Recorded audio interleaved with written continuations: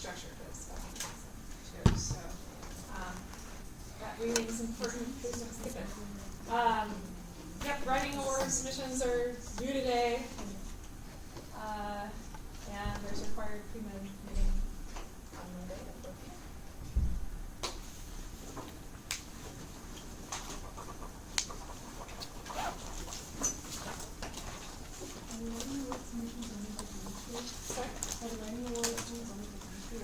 No science writing, so yeah, you can submit it. I don't know how that works. Does anyone know how that works? Is it one for biology, one for chemistry, one for physics? Yeah, I think there's one in each discipline. So, yeah, since we're in the chemistry class right now, I'm assuming it's a chemistry paper, but I'm pretty sure you might want to check with Barb to find out if you turn it into a person.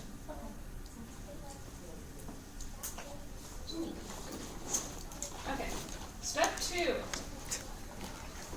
Summarization of citrate. So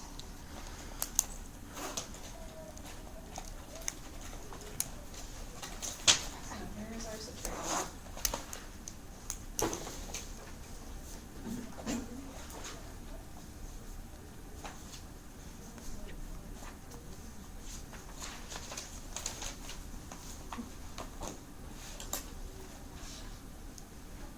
There's an intermediate that gets formed. So this is citrate. Intermediate is called cis conjugate. And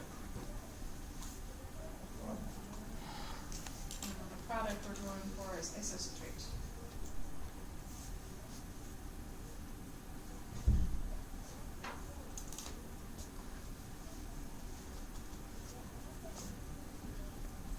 So here's the cis conjugate.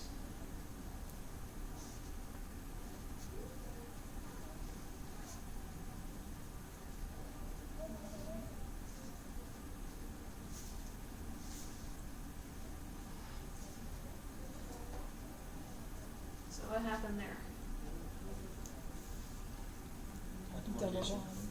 You lost a water. Yeah, I lost a water, so do a little water there.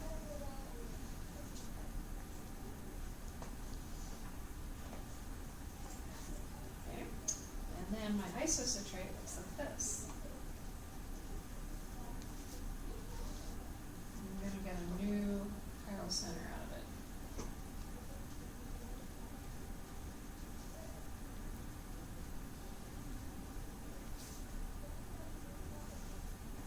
Okay, so what happened there? You gained a water again. Yes, I did. So it is a dehydration followed by a hydration.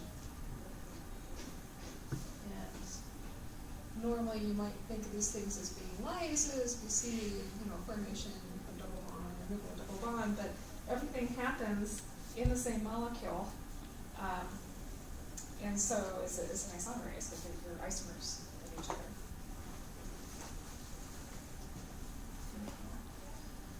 This is the one,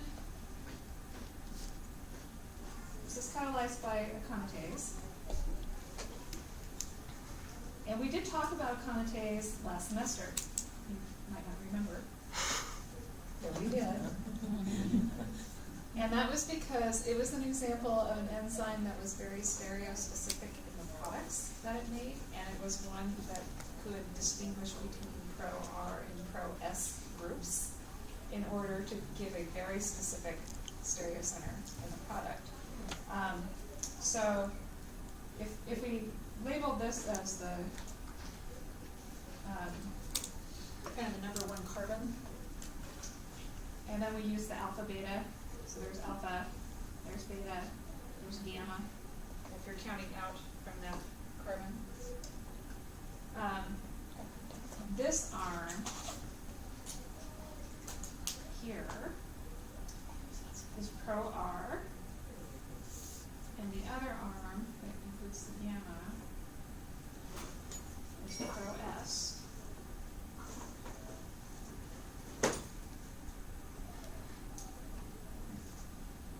And only the pro-R arm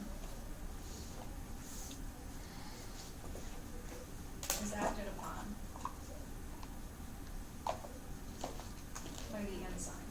when the water gets eliminated, the double bond will always be in that pro-R arm.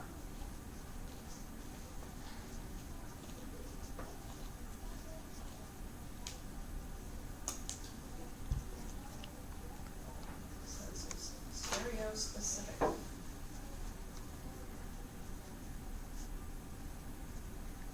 And how can you be stereospecific with an achiral thing?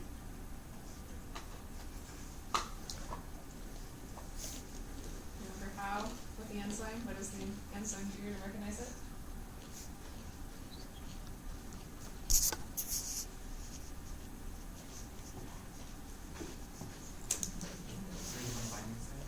What kind of binding site? Three-point attachment. Yeah. So as long as you recognize three, you can recognize the difference between a pro-R and a pro-S. Okay. So this is the enzyme that the paper is about, the mechanism. And it's an unusual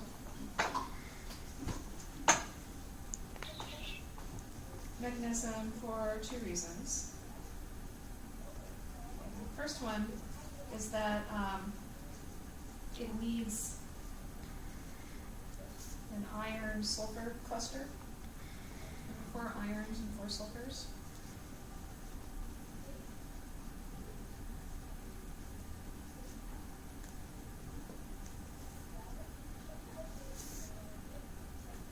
Which is more common for oxidoreductases.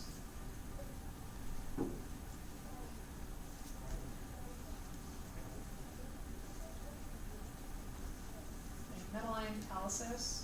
You see it for a lot of different things, but when you see those clusters, there's almost always redox reactions that are happening.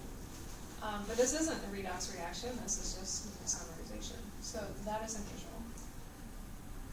It's also unusual that a serine acts as a base. It does base catalysis. And why would I say that is unusual? Isn't it neutral?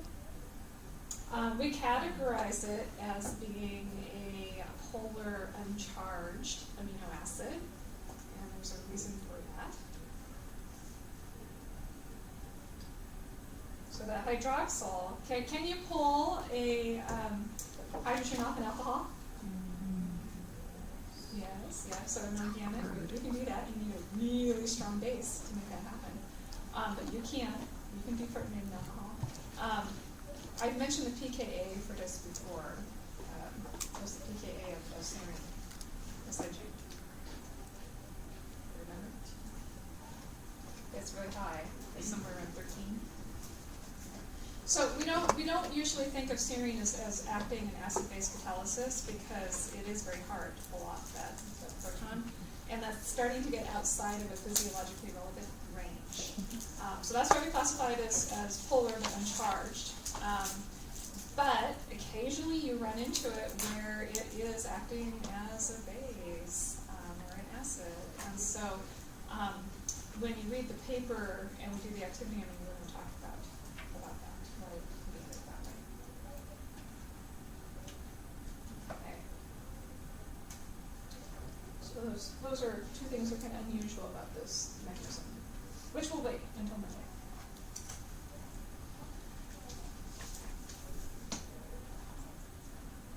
Okay. Step 3.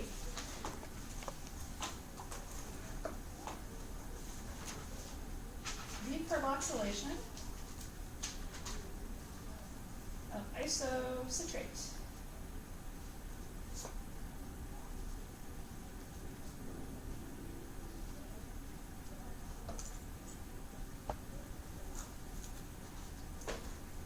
So this requires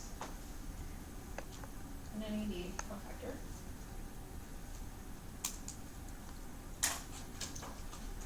And it requires either a manganese or a magnesium ion.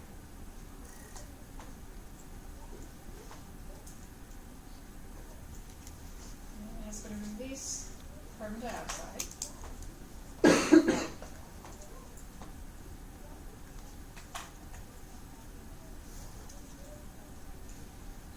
also is kind of a two-step reaction. We're going to have an intermediate that is formed. Okay, so here is our isocitrate.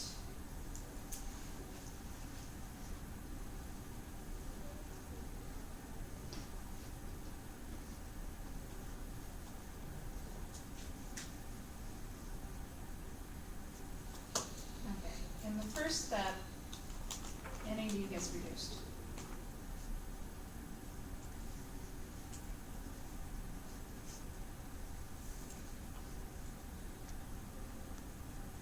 Okay, if it's getting reduced, something else has to get oxidized. What would you like to try to oxidize an isocitrate?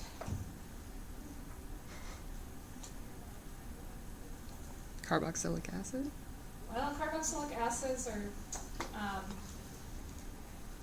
can I oxidize them more than they already are? And yes, it is possible to oxidize that carbon one more to carbon dioxide, should you choose. But there's another group on there that isn't fully oxidized yet. Alcohol? Alcohol.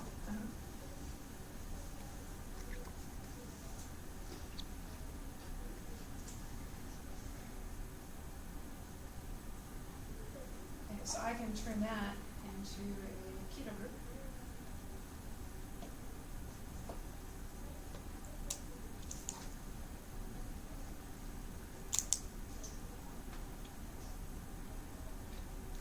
Okay.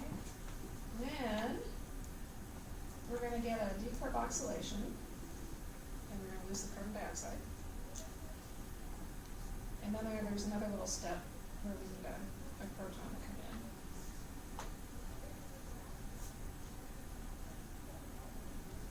in. And this is where the metal ion catalysis is needed. So this carbonyl and that carboxyl are coordinated by a metal. So we put a little manganese on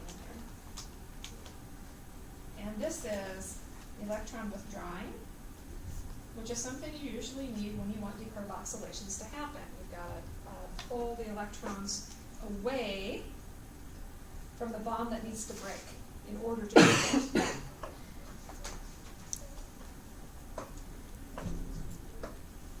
Okay. So if I'm pulling electrons towards me that way, I am going to end up losing this carboxyl group right here. So that's the one that we're going to lose. And then I have my product.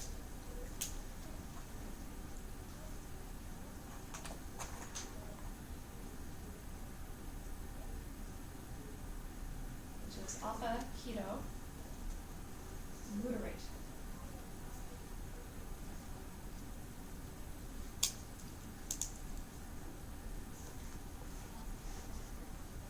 And my intermediate is called oxalosuccinate.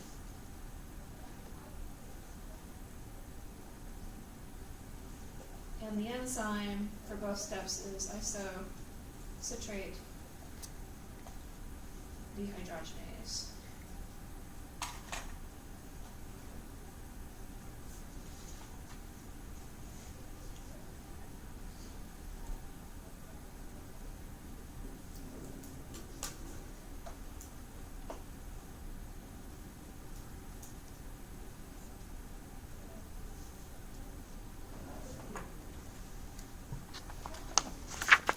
Okay, so let's really quick just look at the decarboxylation.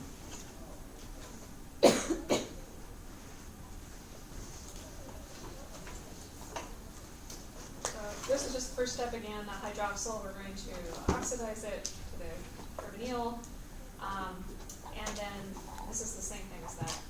Then we have our decarboxylation step.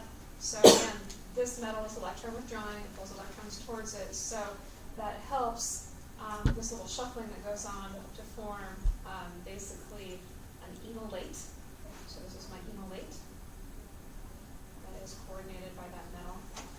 And then hydrogen just comes back in because the keto form is more stable than the enolate form.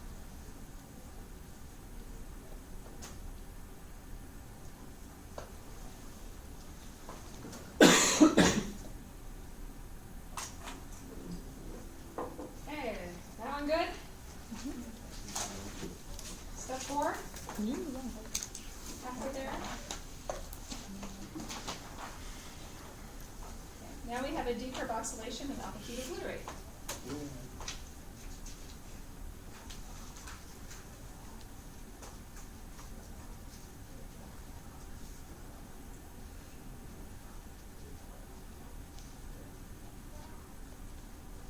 Okay, so here's some alpha-ketoglutarate.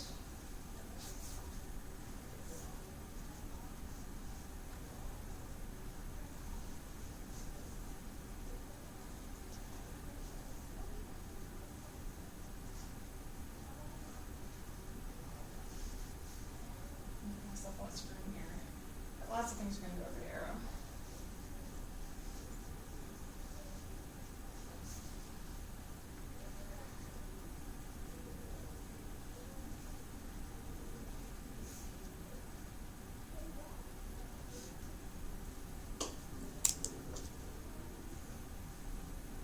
Okay, it's a decarboxylation.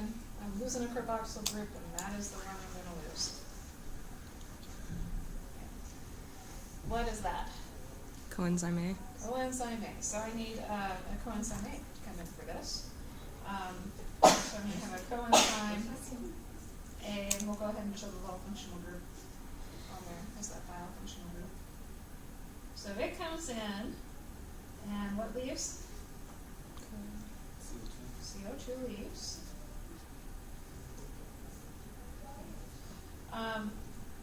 This is also a redox step. So I have MED coming in, and then NADH. That's H plus coming out.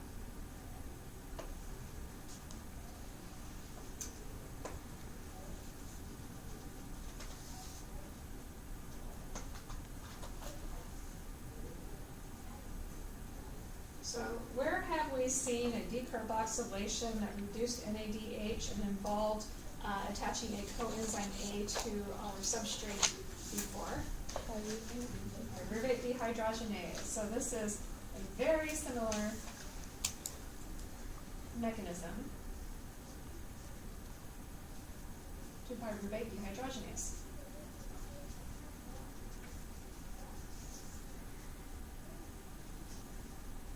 And it's also a multi-enzyme complex.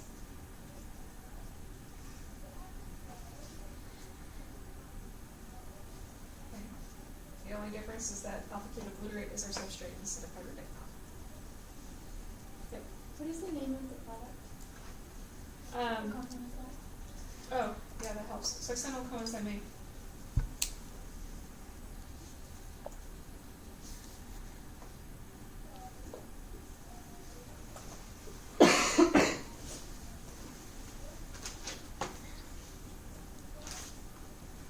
What's the name of the enzyme?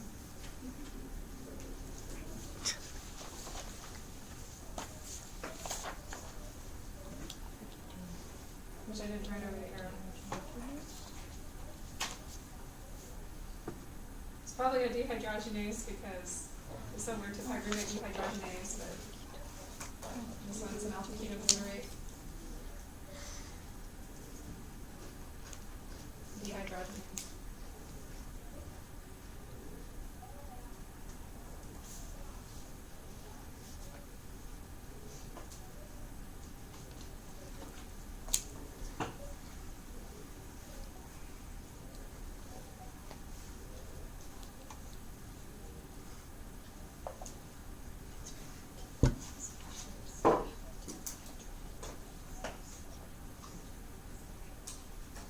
Okay. Step 5.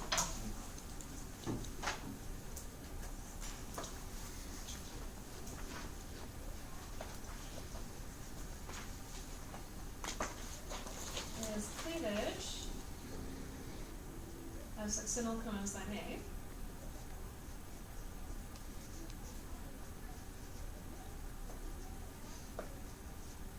You're going to produce GTP, which is an ATP equivalent.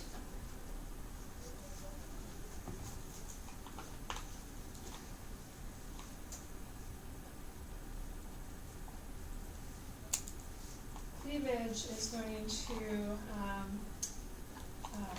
have a standard delta G equal to negative 32.6 kilojoules per mole.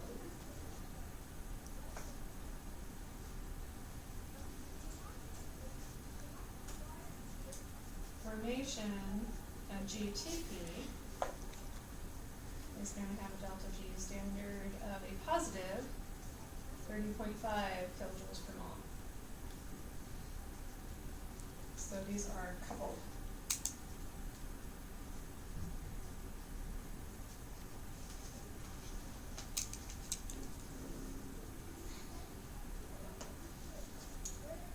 And this one is catalyzed by succinyl coenzyme A synthetase.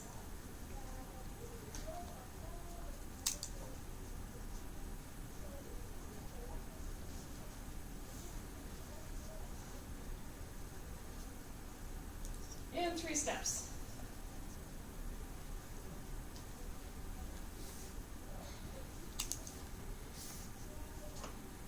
So the first one is inorganic phosphate plus my succinyl coenzyme A.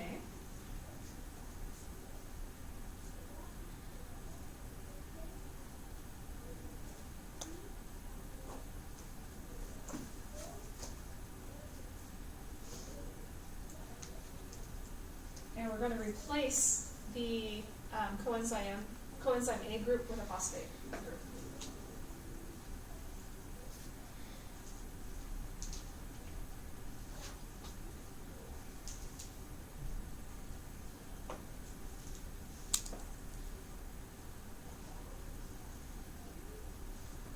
So this is succinyl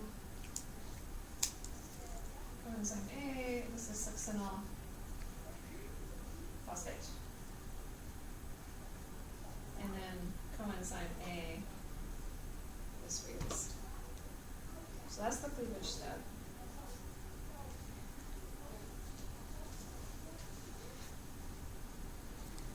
And then the succinyl phosphate is going to transfer its phosphate group to the enzyme.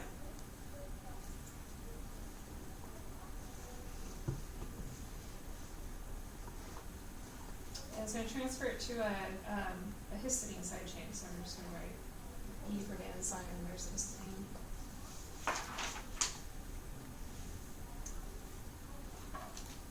So then we're left with succinate.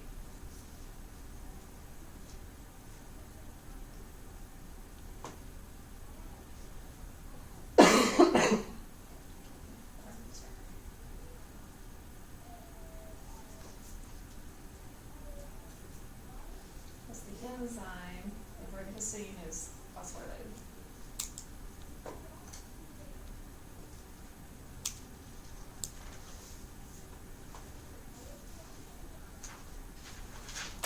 Now, this produces something that is interesting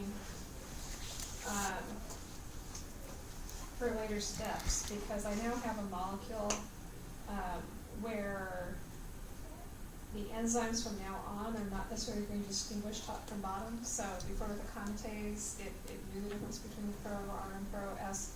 On this one, in the later steps, we aren't going to be able to tell the difference between that carbon or this carbon. And so it's going to be like a 50-50 split as to whether the enzyme acts on this one or on that one.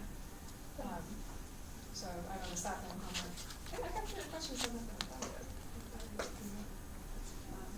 One person figured it out and then shared. Maybe. Or y'all figured it out. Did y'all get it right on the first try? I don't know. It took me a while to figure out. Which question?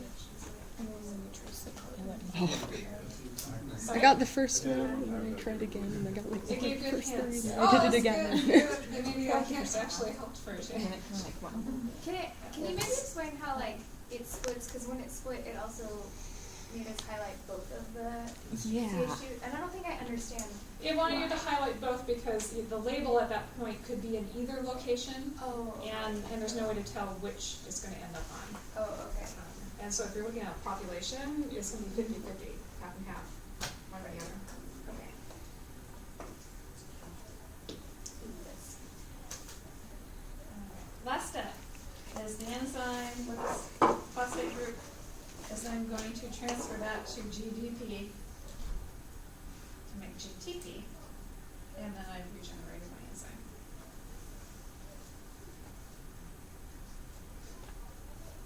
Is the the same size or the much smaller?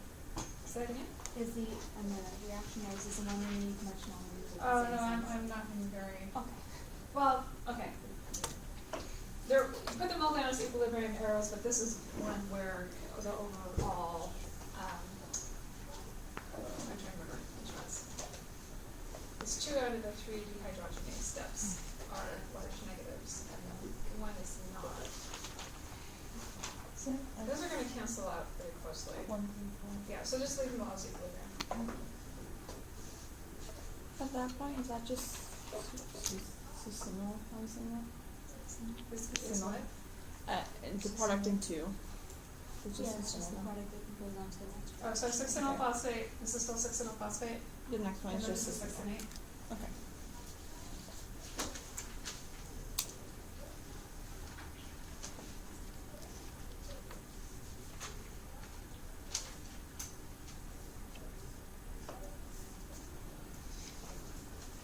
So, after the initial cleavage, which really is a phosphorylasis, we talked about that before, where you're doing hydrolysis of phosphate instead of water. Then it's just a bunch of phosphate transfer steps. So there's my inorganic phosphate, here's my succinyl coenzyme A, and so this is just a nucleophilic acyl substitution, right? There's my nucleophile comes in, my coenzyme A leaves. And then it's just one nucleophilic substitution after another transfer to phosphate group around. So phosphate ends up on histidine, so histidine attacks and displaces it. And then GDP ends up in the nucleophile, attacks and displaces it. So then I end up with my GTP and my histidine, back the way it was before.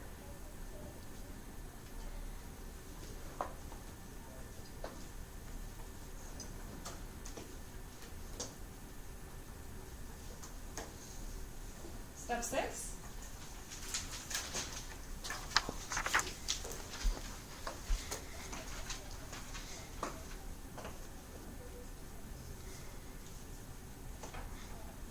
Dehydrogenation of succinate.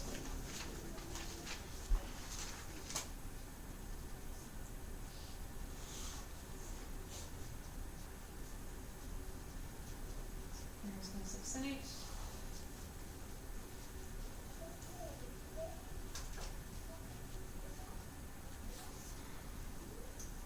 And this enzyme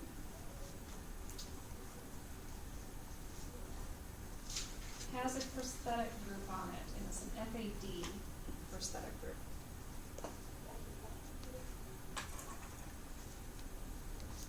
This is succinate, and this is my succinate dehydrogenase.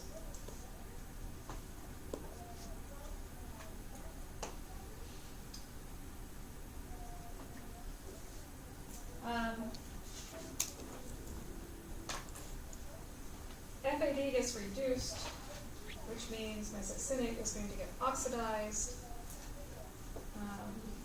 Assuming those carboxyl groups are as oxidized as they can already be, then what are my choices? Double bond. Double bond.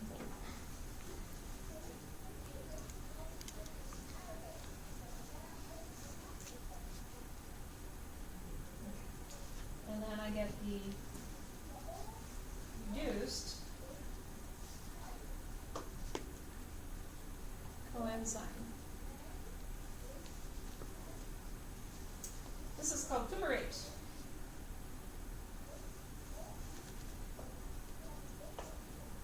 And this is my oxidized form, this is my reduced form. What is wrong with this picture? Yeah. What was wrong? I didn't regenerate the enzyme. Why is that a problem? I can't do it again. Yeah. So there has to be a way to regenerate the enzyme, and for succinate dehydrogenase, that is through the electron transport pathway. So succinic dehydrogenase is membrane bound and directly passes its electrons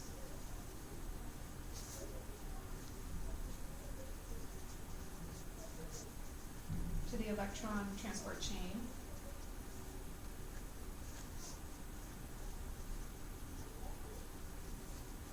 In the inner membrane of the mitochondria.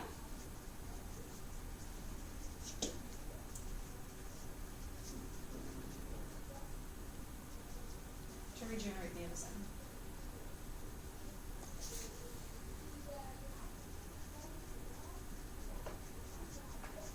But that's the next chapter. That's the next little chapter we'll look about.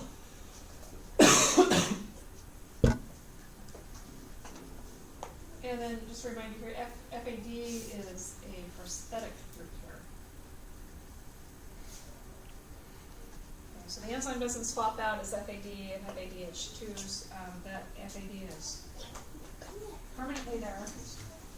And so it has to give up its electrons to be regenerated.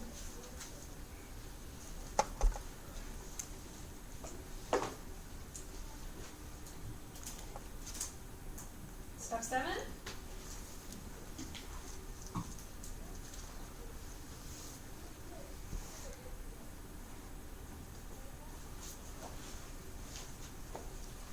Hydration of fumarate.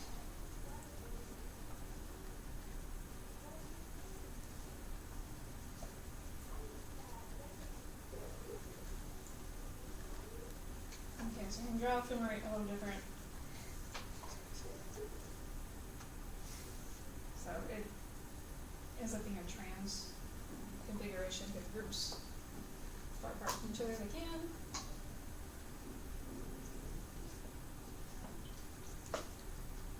So hydration, so what happens? You need water? It needs water, and it actually gets added in 2 steps. That's what you want to hear. So it's going to be a hydroxide that adds first. And you get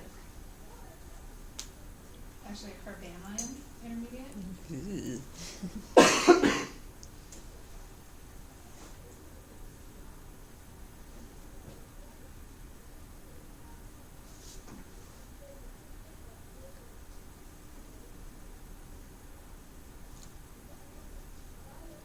Carbanion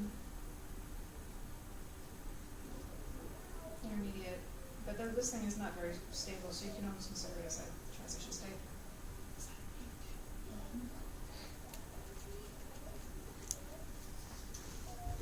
And then it's the hydrogen that adds.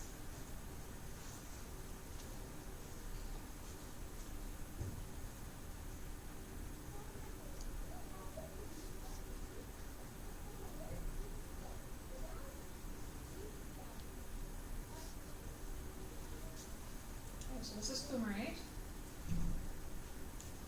This is malate.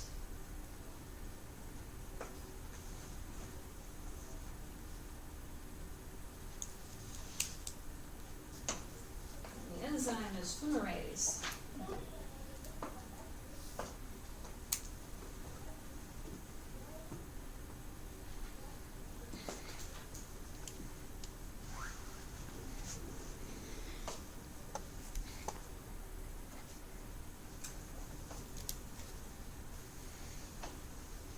Take a look at that reaction for a second. And then I want you to tell me what class of enzyme catalyzes this reaction.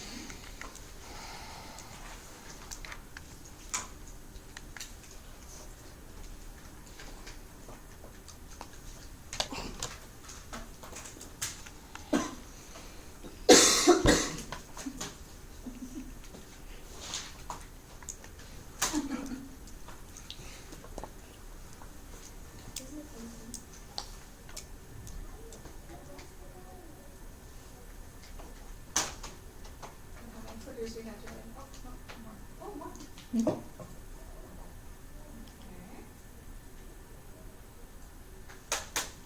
So a lot of you want to say hydrolase. Why do you want to say hydrolase? It's adding water.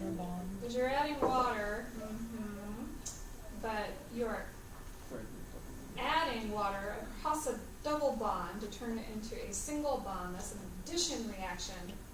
So do you want to try this again? I'm going to give you a chance.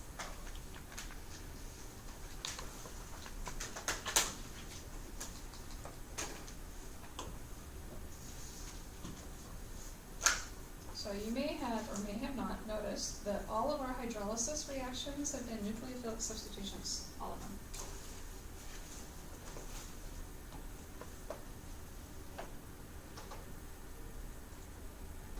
There we go. Okay, lyase, thank you. It is a lyase. Okay, we're breaking a carbon-carbon double bond by adding something across it. Now that something happens to be water.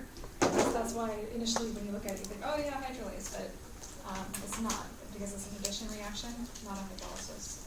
It is a lyase.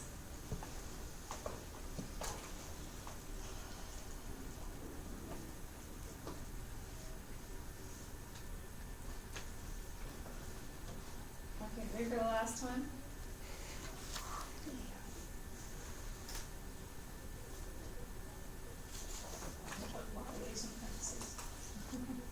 Step 8. Regeneration of oxaloacetate. You might remember that's what we started with at the beginning of the cycle. So I have my malate.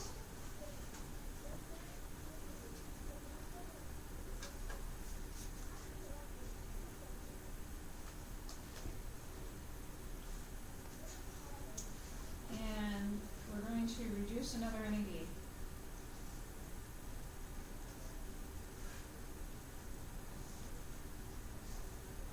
This enzyme is malate dehydrogenase.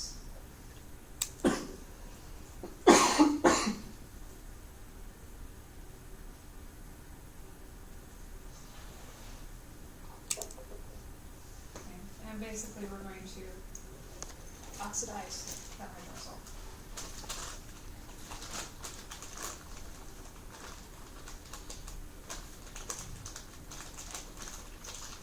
So this is malate, this is oxaloacetate, and then I get my NAD plus H plus. You could draw that over the arrow if you wanted to.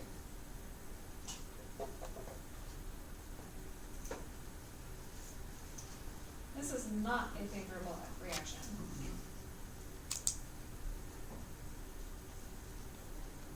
And so the delta G is about 29.7 kilojoules per mole.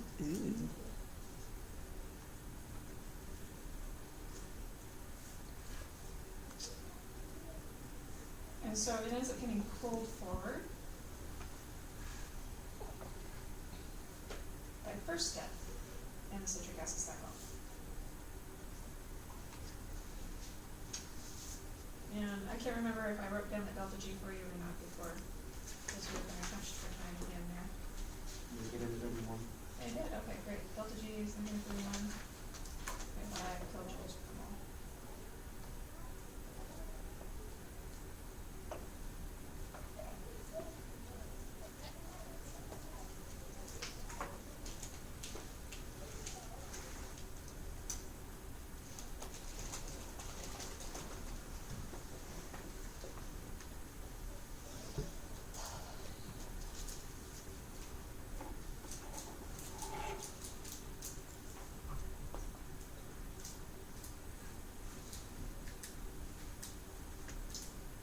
All right. The individual steps. A lot of the steps of the CAC are really just at equilibrium. So the free energy change in the cell is close to 0, and that is different for the standard free energy changes that you know, because most of your concentrations are not the same inside the cell. If you look more at like cellular conditions, then your citrate synthase, the isocitrate dehydrogenase, and the alpha-lipoprotein dehydrogenase come up as the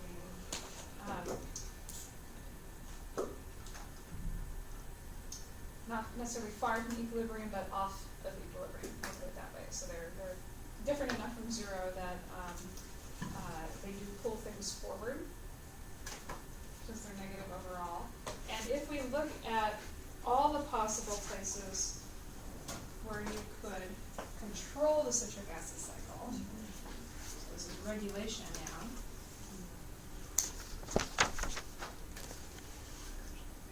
There's really only 4 places you can do it.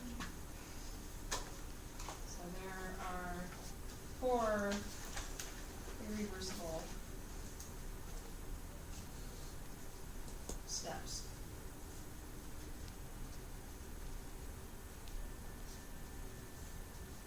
That are potential control points.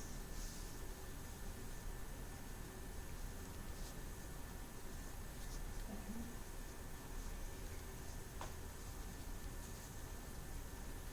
The citrate synthase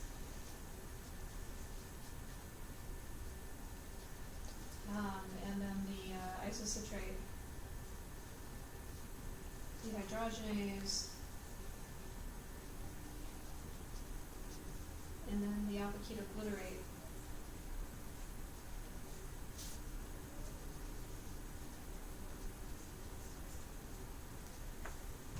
Okay, these are all part of the cycle itself, but then there was the one right before the cycle, which was The formation of oxalate from pyruvate? Pyruvate the dehydrate. Yeah, pyruvate dehydrogenase. Also is negative overall, and in the end, that is the one that really controls it all. Okay. We do see regulation throughout the citric acid cycle, but the main control flux is entry into the citric acid cycle.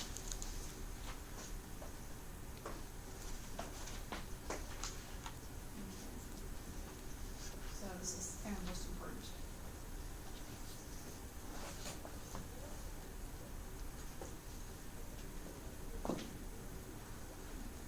So control via entry into the CAC. At pyruvate dehydrogenase.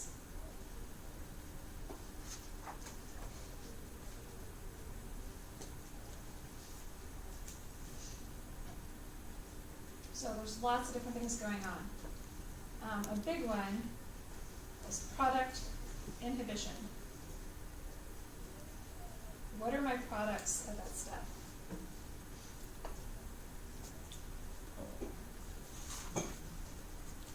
I got a few choices. Oxalate. Oxaloacetate comes in the next step, so it's Okay. not the product. NADH. NADH is one, yeah. So NADH is a product inhibitor. What else is in it? Return pyruvate into Silicones in it. single enzyme. You also get, carbon dioxide, but that one's not an inhibitor. Okay, so those are products, and they inhibit, and products inhibit at the active site as a competitive inhibitor.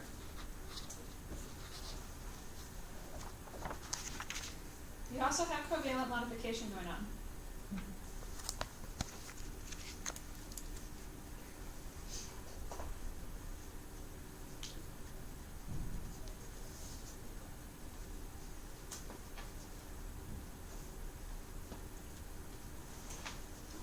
And it is phosphorylated.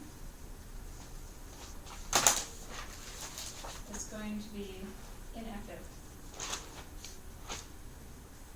And when it is dephosphorylated,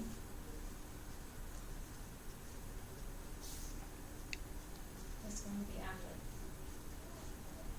Okay, again, that's my pyruvate dehydrogenase.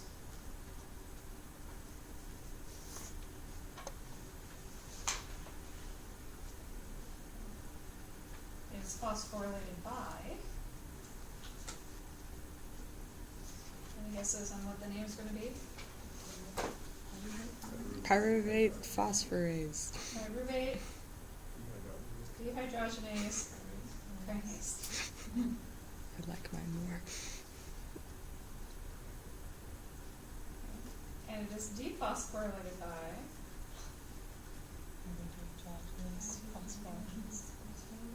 yes, pyruvate dehydrogenase phosphatase.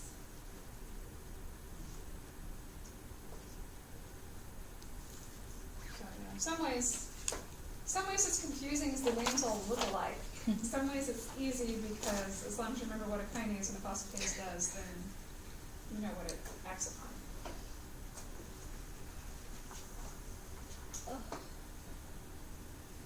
Okay. And then third is allosteric control.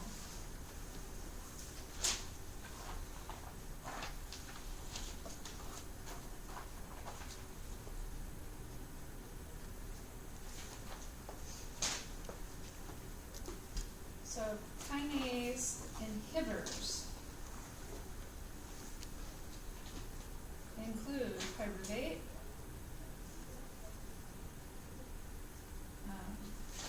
put a comma there, ADP,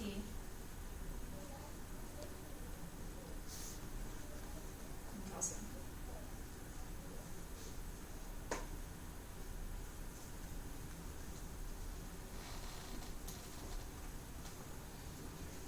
Okay, now this kind of confusing. These are the kinase inhibitors. So the allosteric regulation doesn't happen at the pyruvate dehydrogenase. The allosteric regulation occurs at the level of the kinase. I'll put a little PD there. PD kinase inhibitors.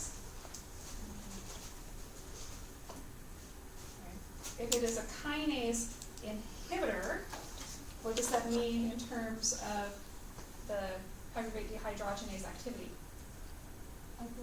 Upregulates. So these will upregulate the CAC.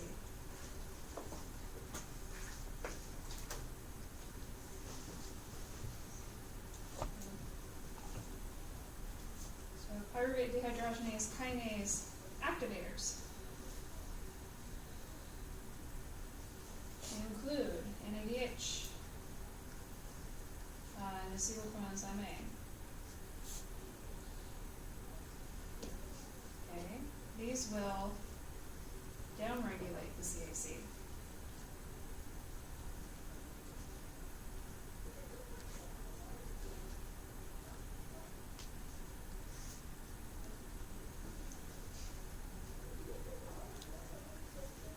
Okay, if I have sorry. So the phosphatase, there's one activator for the phosphatase that you need to know. So PD phosphatase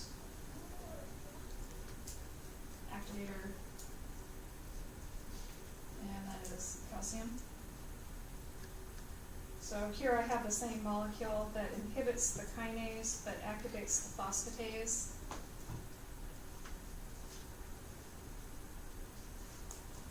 Okay, so if I'm activating the phosphatase, what am I doing to the PD activity? Reducing it. Okay. So this will upregulate CAC. In general,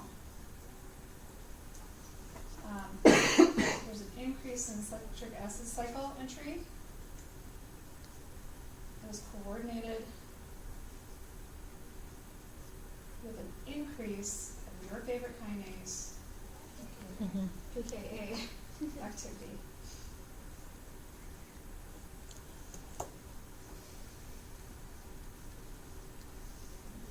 But, here's a case where the end phosphorylation is happening is actually inactivating the PD. So not every phosphorylation is an activation event, is an example of that.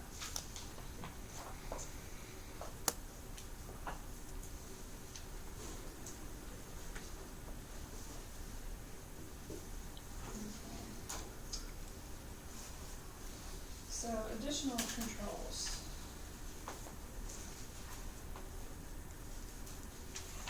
For the CAC.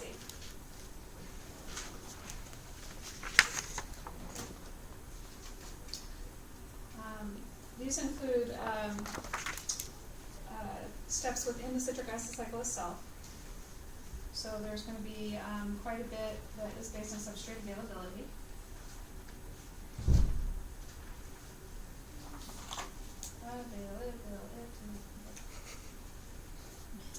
There's going to be some product inhibition.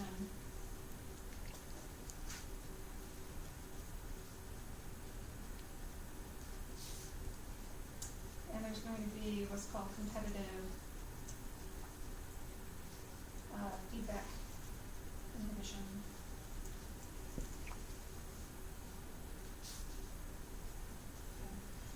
The only difference between product inhibition and competitive feedback inhibition is whether the immediate product is the thing that comes back and competes the substrate, or whether it's some downstream product that comes back and competes the substrate.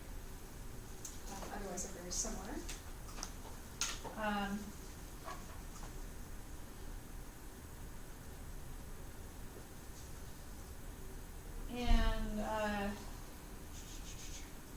There's going to be some allosteric. It's not as strong, not as common, but you're going to see ADP, ATP, and calcium. Also just some allosteric regulation.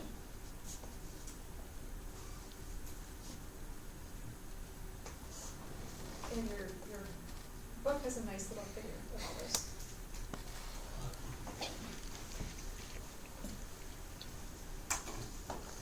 Minus the phosphorylation step. So citric acid cycle, NADH is probably the most important thing in terms of regulation. So we see it as product inhibition here. We also have dehydrogenase, and notice that those are product inhibition going on. So any kind of dehydrogenation step, NADH can be a product inhibitor. We've got, here's ATP that gets made here, and so this is a type of feedback inhibition, but it's not a competitive, it's actually just a regular feedback inhibition. Here's a product inhibition that just comes back. Prevents it. Do you have to have all that memorized? No. Please don't. But you should know what the common kinds of inhibitors are, NADH being the most important, and you should know what the definition of a product inhibition is as opposed to a feedback inhibition. So please know NADH. Please know that calcium is coupled with upregulation of the CAC. How are we doing on time?